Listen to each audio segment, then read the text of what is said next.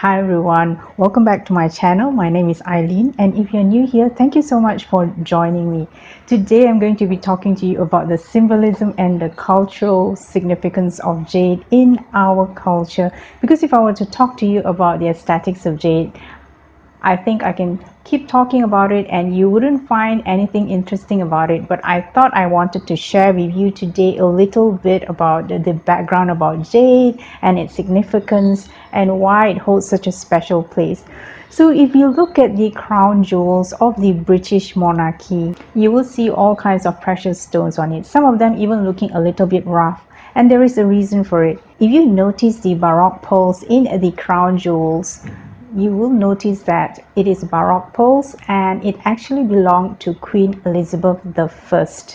And that is exactly why they have purposely put precious stones that had belonged to her, because Queen Elizabeth I favored pearls above all else, and that is exactly why she did a lot of her portraiture using pearls. And also the fact that she is one of the most successful monarchs in British history, and that is exactly why they put her jewelry on the crown jewels, because when she came to be in power, Britain's coffers were empty, and by the time at the height of her power, Britain was a superpower and a very wealthy nation.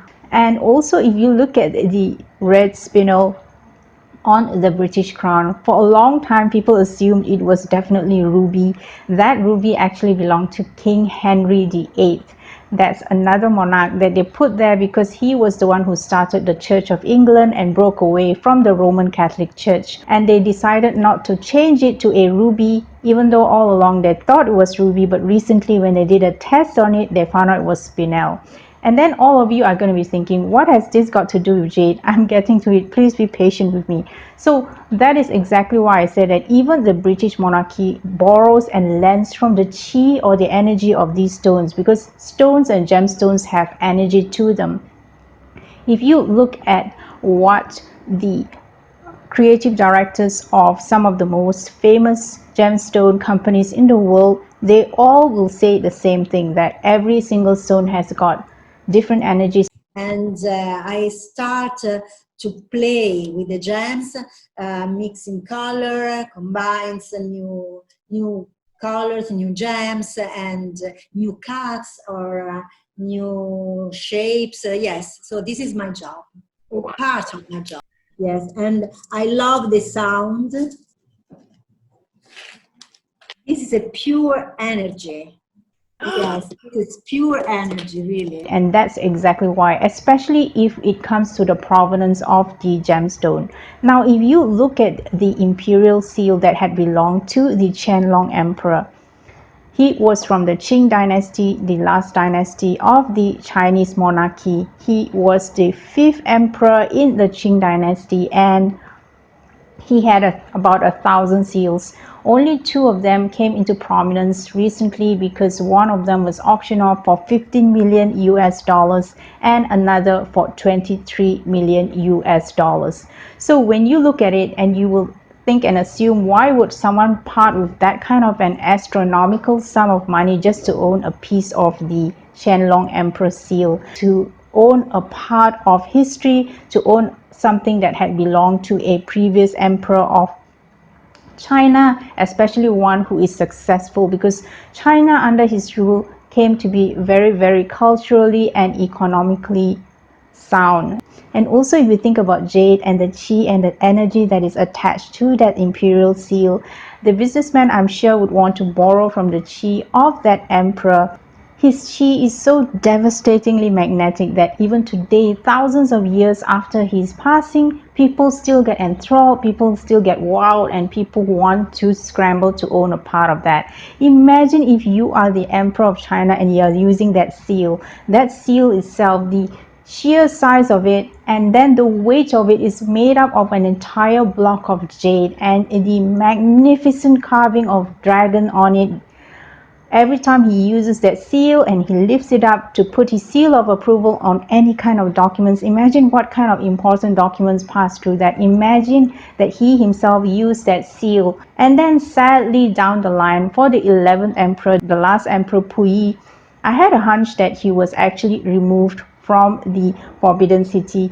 And when I did research again for this video, my hunch was absolutely correct.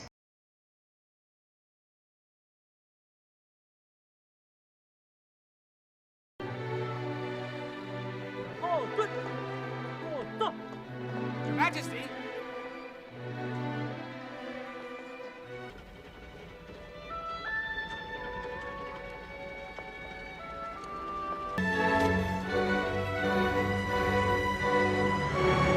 This brings into mind the story that I read about Queen Elizabeth, the Queen Mother, when King George V was the monarch who is the present Queen Elizabeth's father, and Buckingham Palace was bombed. By this further deliberate attack on the lives of our King and Queen, when 5 bombs fell on and around the palace, the home of our beloved sovereign and his consort is again damaged. We thank God that their majesties were unhurt. Thus ended the murderous attack on what the twisted Nazi mind called a military objective. The Nazis had the audacity to bomb the palace when they are still residing in it. When the British public asked the royal family if they would prefer to go to a safer place, the Queen famously said that the king is not moving from the palace, so I'm not moving as well. So are the princesses Elizabeth and Margaret. So she is a very astute lady. If you look at her, the way she is very feminine, she's always dressed in feminine and frilly clothes. But if you look at the king's speech, you know how astute she is. She has, I'm very sure, have seen in history how the Russian royal family, how the Chinese royal family, and the French royal family were removed from their palaces, from their seat of power, and they never returned. They became as extinct as the dinosaur. So she knew the importance of staying put in the palace. She's sending out 2 messages. Message number 1 to the British public that we are staying put as your monarch. We are going through exactly what you're going through. And the most important message, message number 2 to the enemies, come hell or high water, nothing and no one is ever going to kick us out of our palace. We are staying put. And that is exactly why the British monarchy till today is still intact. And I think that is why the present queen has that kind of strength and integrity in her. So I think that was dagger number 1, that Puyi was forcibly removed from the palace, and that is a very sad fact in history. And also number 2, so if you go back to thousands of years ago, only the emperor and the nobility are allowed to wear jade. Secondly, the jade for the emperor and the motifs for the emperor on his clothing or any kind of carving is of the dragon being the most highly regarded celestial being in Chinese culture and out of all the mythological creatures. So that is always reserved for the emperor. And if you look at the way that Puyi is dressed, he's making himself more westernized, hair, he dresses more western, and I presume he would have shed off any kind of cultural references to jade or dragon motifs in his life because of his desire to appear to be like a modern monarch. So this is extremely deadly because first of all, the Forbidden City was built on a Feng Shui principle. Every single part of the Forbidden City is calculated down to the last inch, and it's meant to be the seat of power, the center of the universe. The Forbidden City is laid out to the cardinal directions north and south, east and west. And the main axis of all of this is the meridian line. It starts south of the Forbidden City and just runs through every gate and every major hall and right out the north end and beyond. Archaeoastronomer E.C. Krupp believes the reason for this clear north-south orientation can be found in the night sky.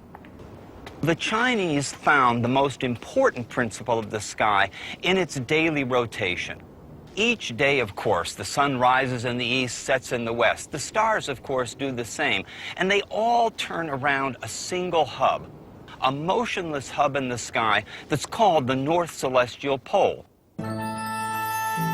orientating the Forbidden City on a north-south axis ensured that anyone standing in front of the city would always see the pole star directly above the emperor's throne, sending a clear message.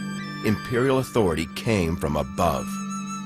Even no nails were used in the construction of the Forbidden City, because in Chinese culture, the only time that you use your nail is when you are saying goodbye to this world and they put a nail into your coffin. So that is exactly why architects had to be able to construct the Forbidden City on an interlocking system that is also copied by the Korean palaces. That's how superstitious the Chinese culture is.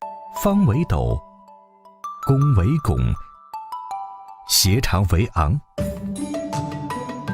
斗拱按照山面压岩面的构建组合规律逐层安装，纵横构建十字搭交节点刻十字锚口，各层构件水平叠落时凭按销固定。这些横纵构件既相互咬合又相互限制，使得斗拱形成一个巧妙的力学构件。通过过渡，将大面积的荷载可靠地分散传递，起到4两拨千斤的力学作用。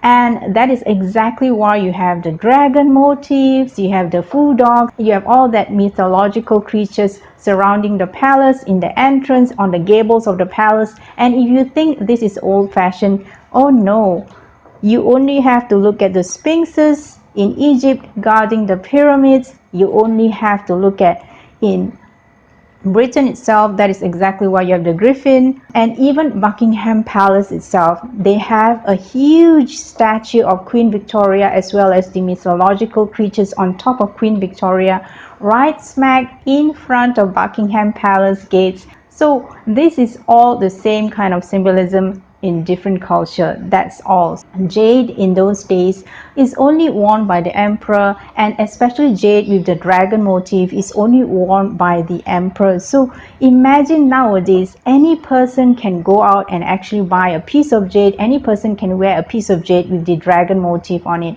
That is a very, very powerful thing, and yet we don't appreciate it. During my corporate career, I have been working for a few tycoons, and when I look back and I was doing research for this video, I realized that some of them, not so successful, and the ones who are successful almost always have a cultural significance or symbolism in their office, such as the jade disc that I have behind me.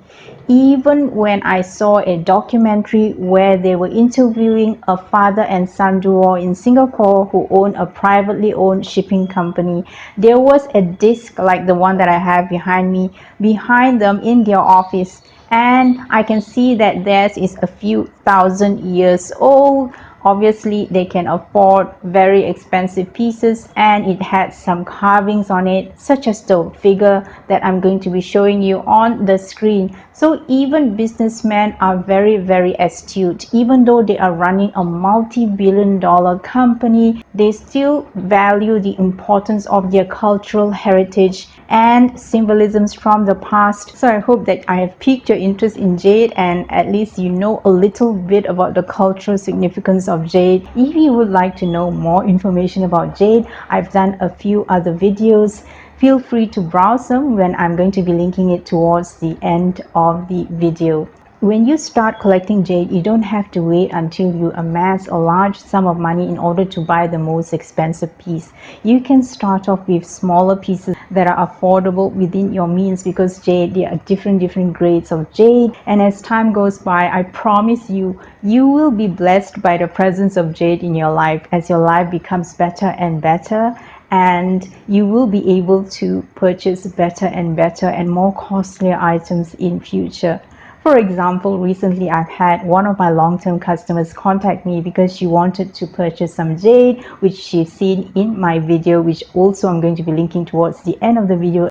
And when she came, I laid out all the pieces of jade in front of her, and within a second, she honed in immediately and picked the most expensive and the most beautiful piece of jade. What does that tell you? On the day when she came as well, she was wearing a heirloom piece of jade which she said was given to her by her mother. So that love for jade has been implanted in her from her mother. She comes from a very wealthy family. If you have been taught to love jade all of your life, and if you've been taught the importance and the significance of jade, what does that tell you? That's exactly what it is. Jade always symbolizes wealth, health, prosperity, and good luck. So as businessman usually says, success is 90% hard work, 10% good luck. Especially now when we're going through such challenging and difficult times with the COVID, who doesn't need a little bit of luck? So I'll leave you with that question.